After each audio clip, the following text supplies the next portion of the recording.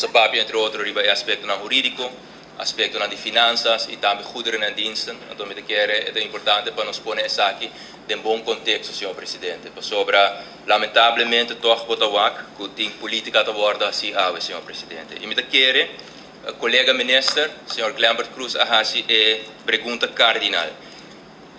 Natur político, praticamente. Kiko, abo, lo ahasi, no momento com crise assim, vou confrontar com crise assim. E, senhor presidente, gabinete Wafer Cruz 1 a escolher para acto.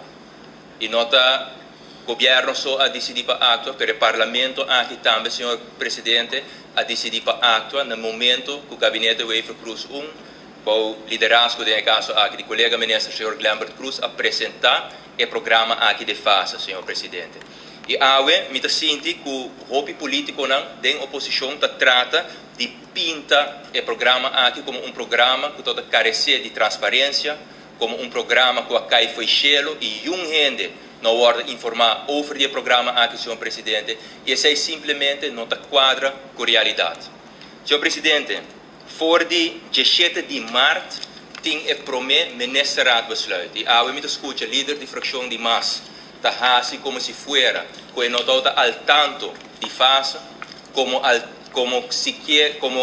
se fuera, que não está sames de decisão que vai tomar, senhor presidente.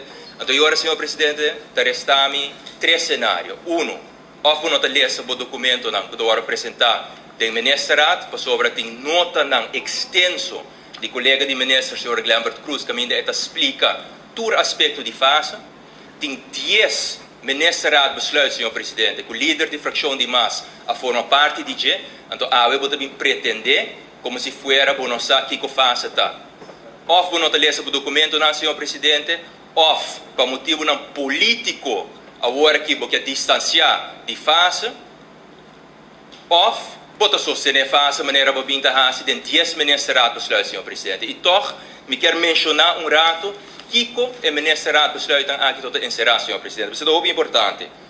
17 de março, senhor presidente, 2020, apenas algum dia depois que nós vamos confrontar com a crise aqui, o colega ministro, senhor Glambert Cruz, apresentar memo, nota, senhor presidente, que ainda explica a invoering van een tijdelijke noodfonds, Fundo Assistência Social de Emergência.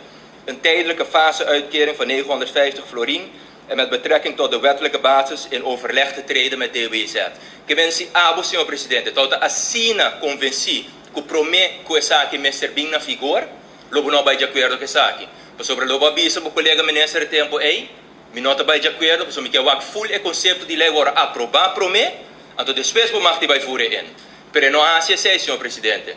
A homem não sabe se não escolher para assim é tempo aí, sobre a liberdade e quer percurar para milhares de gente por arranhar alívio, senhor presidente, ou ela escolher para não assim, para motivo não político.